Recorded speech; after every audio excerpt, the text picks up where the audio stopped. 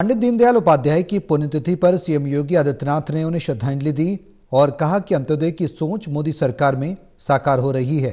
उन्होंने महाकुंभ को लेकर दुष्प्रचार करने वालों पर भी हमला बोला।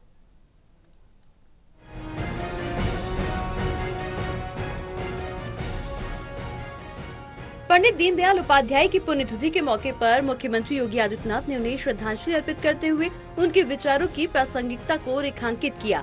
मौके पर सीएम योगी ने कहा कि पंडित दीनदयाल उपाध्याय की अंत्योदय की सोच आज प्रधानमंत्री नरेंद्र मोदी के नेतृत्व में साकार हो रही है। उन्होंने गरीबी उन्मूलन के खोखले नारों पर विपक्ष को घेरा।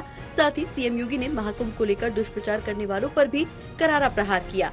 सीएम योगी ने कहा कि जीवन भर वीवीआईपी ट्रीटमेंट लेने वाले लोग आज महाकुंभ को लेकर दुष्प्रचार में जुटे हुए हैं। अंत्योदय एवं एकात्म मानववाद दर्शन के प्रणेता पंडित दीनदयाल उपाध्याय की पुण्यतिथि के मौके पर मुख्यमंत्री योगी आदित्यनाथ ने उनकी प्रतिमा पर माल्यार्पण कर भावभीनी श्रद्धांजलि दी। पंडित दीनदयाल उपाध्याय के आदर्शों को याद करते हुए मुख्यमंत्री ने कहा कि समाज के अंतिम पायदान पर बैठे व्यक्ति का कल्याण और विकास पंडित दीनदयाल उपाध्याय जी का सपना था। आज प्रधानमंत्री नरेंद्र मोदी के नेतृत्व वाली बीजेपी की डबल इंजन की सरकार पंडित उपाध्याय के सपनों को पूरा कर रही है। भारत और चीन के बाद दुनिया के किसी भी देश की आबादी 45 करोड़ नहीं है। एक शहर में 45 करोड़ से ज्यादा श्रद्धालु आकर डुबकी लगाएं, इससे बड़ी बात और क्या हो सकती है।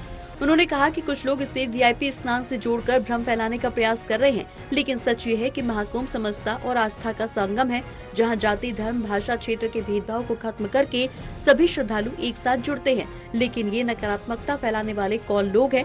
ये वही लोग हैं जिन्होंने जीवन भर वीवीआईपी ट्रीटमेंट लिया है और अपनी आने वाली पीढ़ी के लिए एक रास्ता खोलने का प्रयास किया था। ये वही लोग हैं जो नकारात्मकता पैदा करके भारत और सनातन के विरोध में सदैव खड़े रहते हैं और दुष्प्रचार करने में मशगूल रहते हैं।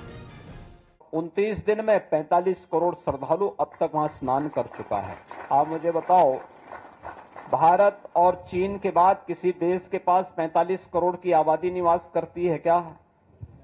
और एक अस्थायी शहर में 45 करोड़ श्रद्धालु आकर के डुबकी लगा करके चला जाए तो इससे बड़ी बात और क्या हो सकती है। लेकिन जिनको नकारात्मकता फैलानी है, और नकारात्मकता फैलाने वाले कौन लोग हैं?